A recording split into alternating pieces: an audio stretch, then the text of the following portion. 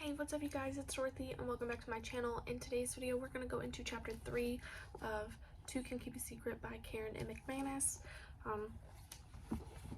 This book is really interesting so far, just right off the bat in the first 2 chapters. So let's keep on reading to see what else is going to happen. This video may contain sensitive topics and foul language. If you do not wish to continue, please click off the video now.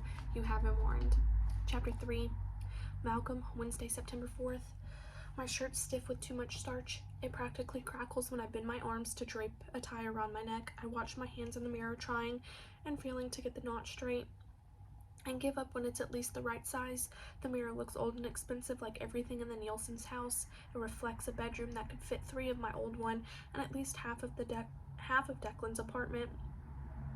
What's it like living in that house? My brother asked last night, scraping the last of his birthday cake off a plate while Mom was in the bathroom. She'd bought a bunch of balloons that looked tiny in the Nielsen's store, but kept batting Declan in the head in the cramped alcove he calls a kitchen. Fucked up, I said. Which is true, but no more fucked up than the past 5 years have been. Declan spent most of them living 4 hours away in New Hampshire, renting a basement apartment from our aunt. A sharp knock sounds at my bedroom door, and hinges squeak as my stepsister pokes her head in without waiting for an answer. You ready? She asks. Yep, I say, picking up a blue suit coat from my bed and shrugging it on. Katrin tilts her head and frowns, ice blonde hair spilling over her shoulder. I know that look. There's something wrong with you. I'm about to tell you exactly what it is and how to fix it. I've been seeing it for months now. Your tie's crooked, she says. Heels clicking on the floor, she walks toward me, hands outstretched. A crease appears between her eyes. She tugs at the knot, then disappears when she steps back to view her work. There, she says, patting my shoulder with a satisfied expression. Much better.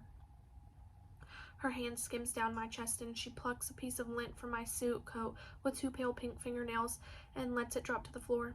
You clean up all right, Mal. Who would have thought? Not her. Katrin Nielsen barely spoke to me until her father started dating my mother last winter. She's the queen of Echo Ridge High, and I'm the band nerd with a disreputable family. But now that we live under the same roof, Katrin has to acknowledge my existence. She copes by treating me like either a project or a nuisance, depending on her mood. Let's go, she says, tugging lightly at my arm. Her black dress hugs her curves, but stops right above her knees. She'd almost be conservative if she wasn't wearing tall, spiky heels that basically force you to look at her legs, so I do. My new stepsister might be a pain in the ass, but she's undeniably hot. I follow Katrin into the hallway to the balcony staircase overlooking the massive foyer downstairs. My mother and Peter are at the bottom waiting for us, and I drop my eyes because whenever they're standing that close, his hands are usually someplace I don't want to see. Katrin and her super jock boyfriend commit less PDA than those two, but Mom's happy, and I guess that's good. Peter looks up and takes a break from manhandling my mom. Don't you two look nice, he calls out. He's in a suit too, same dark blue as mine, except he gets his tailored so they fit him perfectly. Peter's like one of those CQ watch ads come to life, square jaw, penetrating gaze, wavy blonde hair with just enough gray to be distinguished. Nobody could believe he was interested in my mother when they first started dating. People were even more shocked when he married her. He saved them. That's what the entire town thinks. Peter Nielsen, the rich and charming owner of the only law firm in town, took us from town pariahs to town royalty with one tasteful justice of peace ceremony at the Echo Ridge Lake. And maybe he did. People don't avoid my mother anymore or whisper behind her back. She gets invited to the garden club, school committees, tonight's fundraiser, and all that other crap. Doesn't mean I have to like him, though. Nice having you back, Malcolm, he adds, almost sounding like he means it. Mom and I have been gone a week visiting family across a few towns in New Hampshire and then finishing up at Declan's place. Peter and Katrin didn't come, partly because he had to work and partly because neither of them leave Echo Ridge for any place without room service and a spa. Did you have dinner with Mr. Coates while we were gone? I asked abruptly. Peter's nostrils flare slightly, which is one sign of annoyance he ever shows. I did on Friday. He's still getting his business up and running, but when the time is right, he'd be happy to talk with Declan. I'll keep checking in with him. Ben Coates used to be mayor of Echo Ridge. After that, he left to run a political consulting business in Burlington. Declan is a lot of credits short from finishing his political science degree at community college, but he's still hoping for a recommendation. It's the only thing he's ever asked of Peter, or of Mom, I guess, since Declan and Peter don't really talk. Mom beams at Peter and I let it drop. Katrin steps forward, reaching out a hand to touch the twisted beaded necklace Mom's wearing. This is so pretty, she exclaims, very bohemian. Such a nice change from all the pearls we'll see tonight. Mom's smile fades. I have pearls, she says nervously, looking at Peter. Should I? You're fine, he says quickly. You look beautiful. I could kill Katrin, not literally. I feel like I have to add that disclaimer even in my own thoughts, given our family history. But I don't understand her constant need to make digs at Mom's expense. It's not like Mom broke up Katrin's parents. She's Peter's third wife. Katrin's mother was long gone to Paris with a new husband before Mom and Peter even went on their first date. And Katrin has to know that Mom is nervous about tonight. We've never been to the Lacey Kilduff Memorial Scholarship fundraiser before, mostly because we've never been invited or welcome. Peter's nostrils flare again. Let's head out, shall we? It's getting late. He opens the front door, stepping aside to let us through while pressing a button on his keychain. His black Range Rover starts idling in the driveway, and Katrin and I climb into the back. My mother settles herself in the passenger seat and flips the radio from the top 40 station that Katrin likes to blast to NPR. Peter gets in last, buckling his seatbelt before shifting the car into gear. The Nielsen's winding driveway is the longest part of the trip. After that, it's a few quick turns and we're in downtown Echo Ridge, so to speak. There's not much to it, a row of white-trimmed red brick buildings on either side of Manchester Street, lined with old-fashioned wrought iron street lights. It's never crowded here, but it is especially dead on a Wednesday night before school is back in session. Half the town is still on vacation and the other half is attending the fundraiser in the Echo Ridge Cultural Center. That's where anything notable at Echo Ridge happens, unless it happens at the Nielsen's house, our house. Can't get used to saying that. Peter parallel parks on Manchester Street and we spill out of the car and onto the sidewalk. We're right across the street from O'Neill's funeral home, and Katrin heaves a sigh as we pass the pale blue Victorian. It's too bad you were out of town for Mr. Bowman's service, she says. It was really nice. The show choir sang to Sir with Love and everybody lost it. My guts twist. Mr. Bowman was my favorite teacher at Echo Ridge High by a lot. He had this quiet way of noticing what you were good at and encouraging you to get better. After Declan moved away, my dad took off when I had a lot of pissed off energy and nowhere to put it. He was the one who suggested I take up the drums. It makes me sick that somebody mowed him down and left him to die in the middle of the road. Why was he even out in a hailstorm, I ask, because it's easier to fixate on that than to keep feeling like shit. They found a Tupperware container near him, Peter says. One of the teachers at the funeral thought he might have been collecting hail for a lesson he was planning on climate change, but I guess we'll never know for sure. And now I feel worse because I can picture it, Mr. Bowman leaving his house late at night with his umbrella and his plastic container, all enthusiastic because he was going to make science real. He said that kind of thing a lot. After a couple of blocks, a gold-rimmed wooden sign welcomes us to the cultural center. It's the most impressive of all the red brick buildings, with a clock tower at the top and wide steps leading to a carved wooden door. I reach for the door, but Peter's faster. Always. You can't out-gentleman that guy. Mom smiles gratefully at him as she steps through the entrance. When we get inside, a woman directs us down a hallway to an open room that contains dozens of round tables. Some people are sitting down, but most of the crowd is still miling around and talking.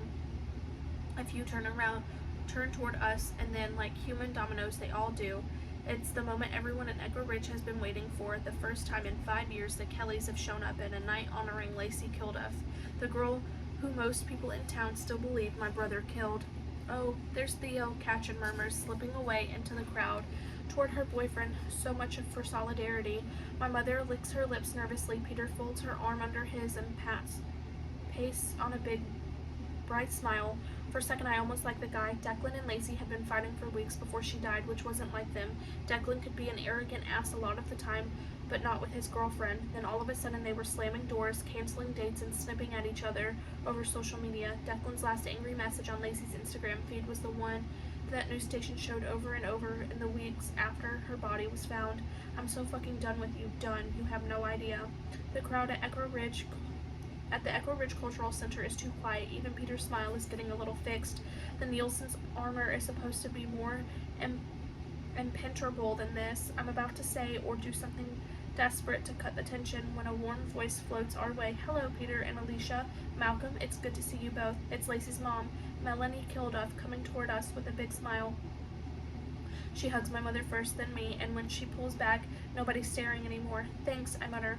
I don't know what Melanie thinks about Declan, she never said, but after Lacey died, when it felt like the entire world hated my family, Melanie always made a point to be nice to us.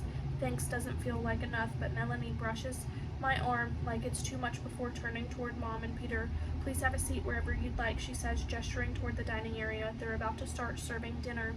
She leaves us, heading for a table with her family, her neighbors, and a couple of kids my age I've never seen before, which is unusual enough in this town that I crane my neck for a better look. I can't get a good glimpse of the guy, but the girl is hard to miss. She's got wild curly hair that seems almost alive, and she's wearing a weird flowered dress that looks like it came out of her grandmother's closet. Maybe it's retro. I don't know. Katrin wouldn't be caught dead in it. The girl meets my eyes and I immediately look away. One thing I've learned from being Declan's brother over the past 5 years, nobody likes it when a Kelly boy stares. Peter starts toward the front of the room, but Katrin returns just then and tugs on his arm. Can we sit at Theo's table, Dad? There's plenty of space. He hesitates. Peter likes to lead, not follow, and Katrin puts on her most wheeling voice. Please, I haven't seen him all week, and his parents want to talk to you about that stoplight ordinance thing. She's good. There's nothing Peter likes better than in-depth discussions about town council crap that would bore anybody else to tears. He smiles indulgently and changes course. Katrin's boyfriend Theo and his parents are the only people sitting at the 10-person table when we approach. I've gone to school with Theo since kindergarten, but as usual, he looks right through me as he waves to someone over my shoulder. Yo, Kyle, over here. Oh, hell. Theo's best friend Kyle takes a seat between him and my mother, and the chair next to me scrapes as a big man with a graying blonde buzz cut settles down beside me. Chad McNulty, Kyle's father and the Echo Ridge police officer who investigated Lacey's murder, because this night wasn't awkward enough already. My mother's got that deer-in-the-headlights look she always gets around the McCultneys, and Peter flares his nostrils at an oblivious Theo. Hello, Malcolm. Officer McNulty unfolds his napkin onto his lap without looking at me. How's your summer been? Great, I manage, taking a sip of water. Officer McNulty never liked my brother. Declan dated his daughter, Liz, for 3 months and dumped her for Lacey, which got Liz so upset that she dropped out of school for a while. In return, Kyle's always been a dick to me. Standard small-town crap that got a lot worse once Declan became an unofficial murder suspect.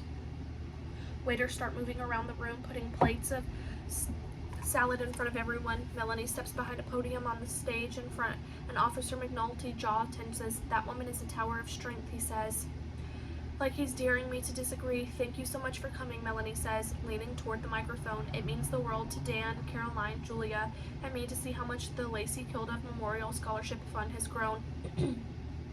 I tune the rest out, not because I don't care, but it's too hard to hear. Years of not being invited to these things means I haven't built up much resistance. After Melanie finishes her speech, she introduces a University of Vermont junior who was the first scholarship recipient. The girl talks about her medical school plans as empty salad plates are replaced with the main course. When she's done, everyone applauds and turns their attention to the food. I poke half-heartedly at my dry chicken while Peter holds court about stoplights. Is it too soon for a bathroom break? The thing is, it's a delicate balance between maintaining town aesthetics and accommodating changing traffic patterns, Peter says earnestly. Nope, not too soon. I drop my napkin onto my chair and take off.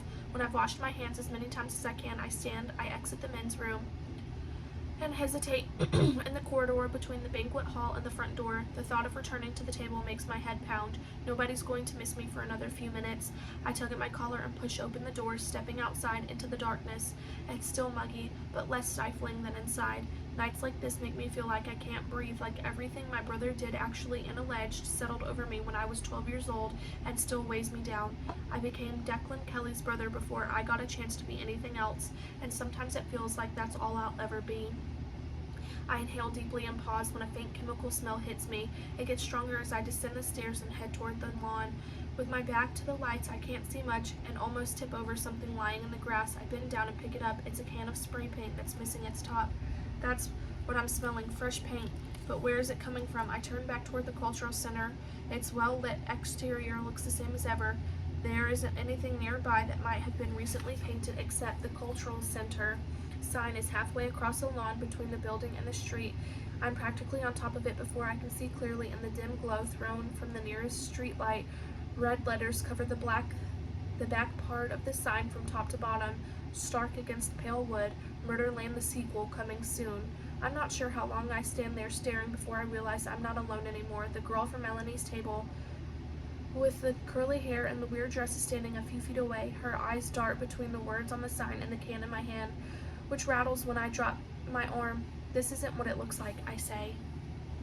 That is the end of chapter 3. I will see you guys in the next video. Bye.